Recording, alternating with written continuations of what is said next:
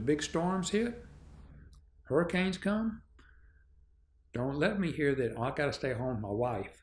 That's when you go to work. When disaster hits is when firefighters go to work. When I was a little boy, and I seen that big red fire truck when I was probably 6 years old, running down South Main Street in Houston, near my grandmother's house.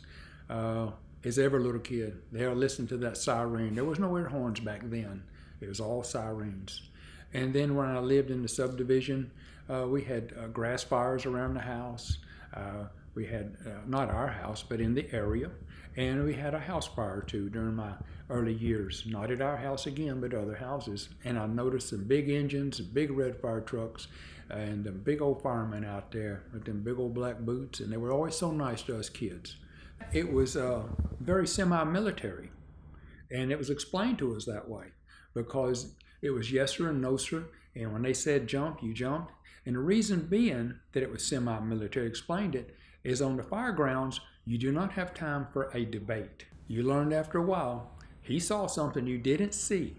Because we'd have our heads down, the captains are leading us, and they're looking all around. It may be the hot tar coming off the roof.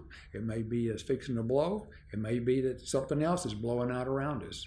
That's the way we were trained to be, and it was a good thing. Yes sir, no sir, thank you. The worst thing a firefighter can find is when they going into a burning building and people are telling you there's people in there, is to find somebody who is deceased, but we don't know the deceased yet. You pull them out. And if they make it, then that's a big plus. Don't expect nothing from it. The hardest thing for a firefighter is when they say there's children. When they say there's children, and they'll tell you that sometimes it's hit us at the station as they give us the call, possibly children trapped. That is a tough one. Firemen will break all the rules. They will be going faster. And when they get there, there is no rules for the children. That's... You've told me before that you've gone home and just held your kids after a Oh yeah. day. That's one of the hardest things for a fireman to do, is to lose a child.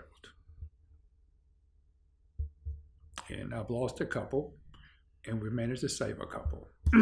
But you never forget it, and you would put your life out there, because the child hasn't had the opportunity yet to have life.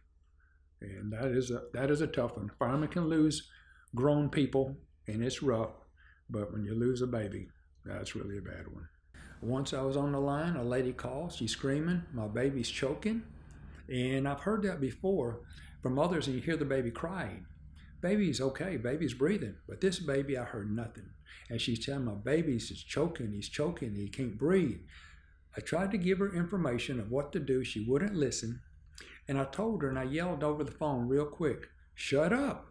As soon as she said shut up, I said, turn that baby over on your forearm, give him 3 sharp taps between his shoulder blades, and do that now. She did, and then I could hear that baby start to cry. And the hair on my neck, which was standing up before, went down because I could not reach through that phone to help that lady. Well, I helped that lady. The ambulance got there. I stayed with her, and the baby was fine. But before they got there, she said, the baby's turning red now. I says, good. The baby was crying and screaming. That is just fine. Well, about 2 weeks later, the chief called me in the office and said, Bob, we got a complaint on you. I said, what's wrong? Well, we got a complaint over the line that you hollered at a lady and told her to shut up. I says, really? He says, yes. He says, blah, blah, blah, baby. And I said, well, I'll be dang. He said, I got to write you up. I says, okay, write me up. Thank you. And that was it. And I asked him, I says, and the baby lived? He said, I believe so. I says, well, that's fine. So that went into what they call your permanent record. But I didn't care. The baby lived, and that's all that mattered. But I'm telling you, people are funny out there. So it just it's something you may not be using none of this crap. Don't worry about it. Forget crap.